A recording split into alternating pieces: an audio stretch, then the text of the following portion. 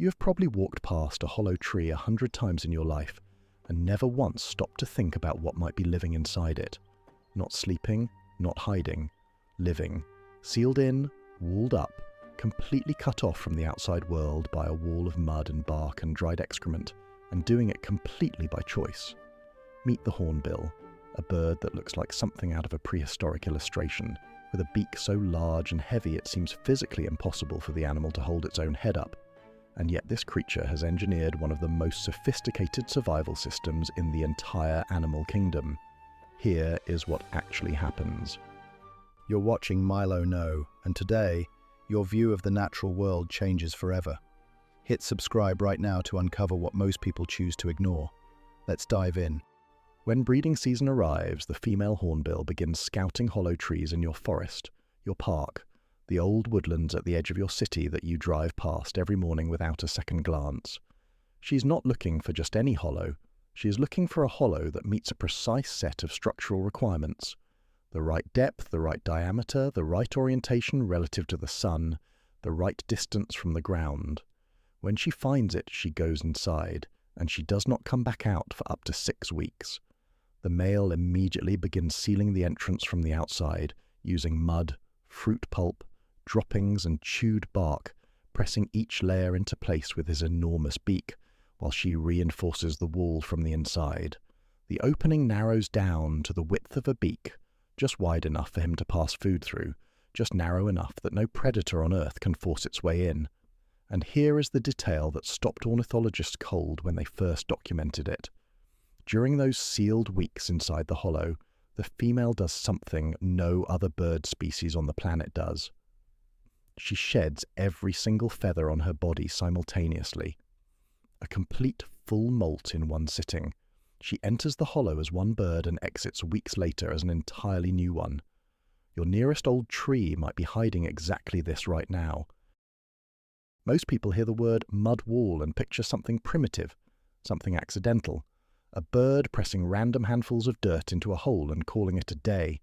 But what researchers at the University of Pretoria discovered when they pointed a CT scanner at a sealed hornbill nest for the first time, completely destroyed that assumption and replaced it with something that should make every architect in the room deeply uncomfortable.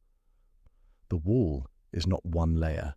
It is 3 distinct layers of completely different materials chosen deliberately and applied in a precise sequence that never varies across thousands of nests studied across dozens of species on 2 continents.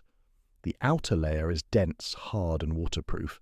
It sheds rain like a ceramic tile and resists the probing claws of monitor lizards and genets that climb your garden trees at night, looking for exactly this kind of opportunity. The middle layer is porous and structured with microscopic air channels running through it that maintain oxygen flow to the chamber inside. Without this layer, the female would slowly suffocate in a sealed space the size of your kitchen cabinet. The inner layer is soft, fibrous, and thermally insulating, keeping the internal temperature stable while the world outside swings between 5 degrees before dawn and 40 degrees by midday. 3 layers, 3 functions, 0 overlap. And here is what makes your brain stall when you sit with it long enough. No hornbill has ever been taught this. There is no apprenticeship, no older bird demonstrating the correct material sequence to a younger one. A first-time female building. Her very first wall applies the same 3-layer standard as a bird that has done it a dozen times before. The blueprint is not learned. It is inherited at a level so deep it functions more like hardware than behavior. The wall outside your window that took your contractor 3 attempts to get right. A bird with a brain the size of a walnut gets it perfect on the first try every single time. While the female sits sealed inside her chamber in complete darkness, the male begins what science has quietly classified as one of the most physically punishing endurance tasks documented in the entire animal kingdom. Not among birds, among all animals, he has to feed her every single day, through a slit in a mud wall the width of your thumb, for up to 90 days without a single break, without a replacement, without the option to call in sick or slow down or take her afternoon off because the sun is too hot and his wings are too heavy. Researchers tracking a single male great hornbill in a Kenyan reserve fitted him with a lightweight GPS logger and a heart rate monitor and what the data showed when they downloaded it 60 days later made the lead scientist on the project describe it in her published paper as a physiological performance we have no existing framework to adequately explain. 7,200 individual food delivery trips across 60 days. That is 5 trips every single hour of every single daylight hour across 2 full months, with no exceptions recorded on any single day of the study period. His heart was running at near maximum output for the majority of each day, and his body weight dropped by 23% across the monitoring period, which in human terms would be the equivalent of running a half marathon every morning before breakfast for 2 months straight, while eating half of what your body actually needs. But here is the part that will stay with you when you lie in bed tonight. If he dies, from exhaustion, from a hawk, from a snake, from any cause at any point during those 90 days, the female cannot get out. The wall she helped build to protect her family becomes the thing that kills her. She chose this. She trusted him completely with her life and the lives of every one of her children. And every morning he takes off into your sky carrying that weight alongside whatever food he managed to find. Here is something nobody tells you when they describe the hornbill nest. It smells absolutely terrible, not mildly unpleasant, not the kind of smell you wave away and move on from, the kind of smell that hits you from 3 meters away and makes your brain immediately file it under, do not approach, do not investigate, leave this area now. And for decades, ornithologists studying these birds assumed this was simply an unavoidable byproduct of sealing a living animal inside a confined space for 2 months. Waste accumulates. Food scraps decompose. The air gets thick. Unfortunate but irrelevant. They were wrong. What researchers discovered, when they finally got a 4mm microcamera through the seal without disturbing the female, changed the entire framework for how we understand what is happening inside that wall. The smell is not a side effect. It is the point.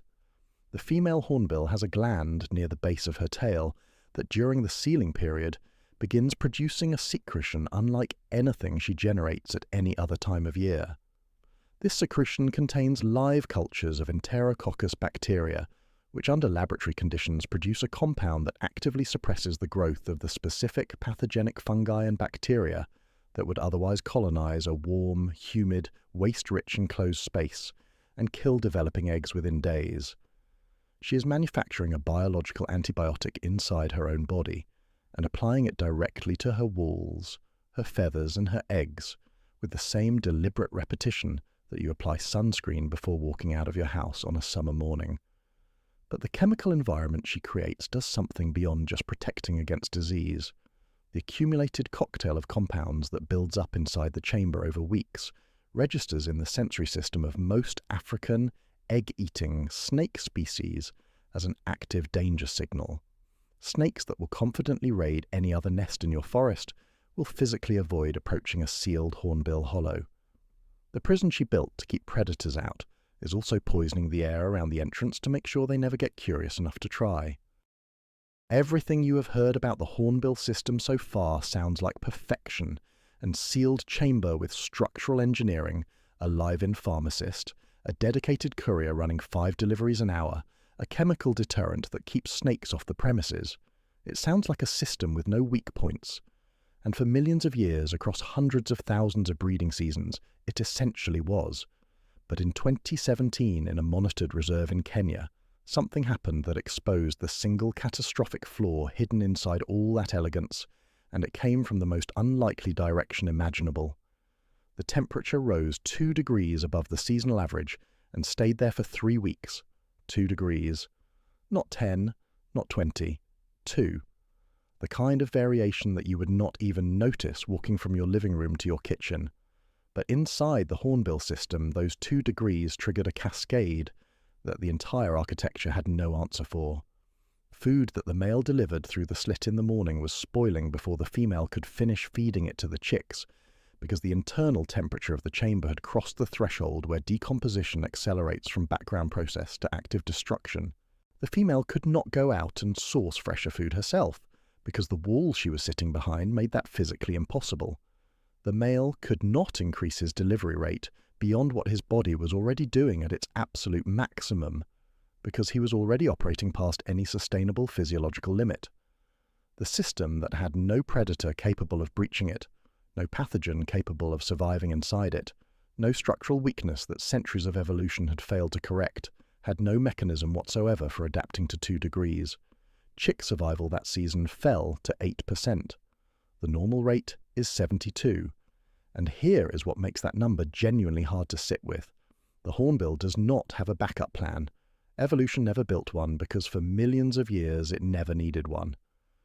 The world your grandchildren inherit is the first one in hornbill history where that assumption is no longer safe.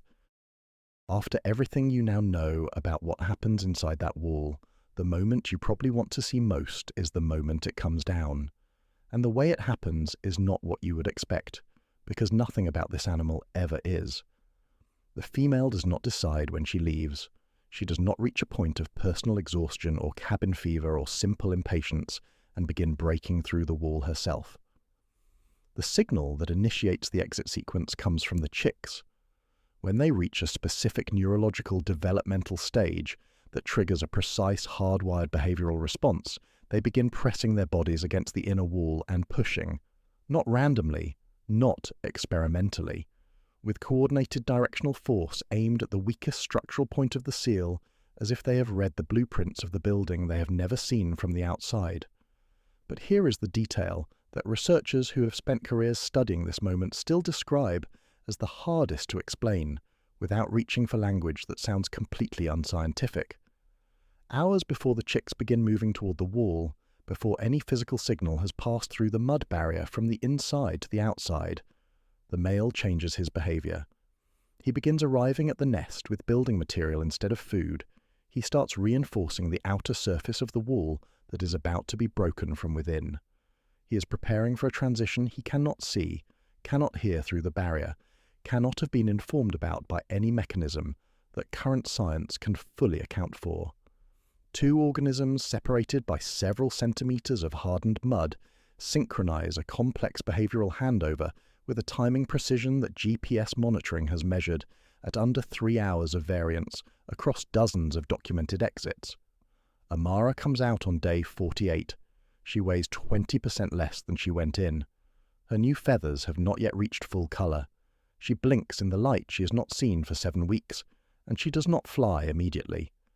She sits beside the male for a moment that the research team monitoring that nest described in their field notes with a single word that no peer reviewer ever asked them to remove. Together.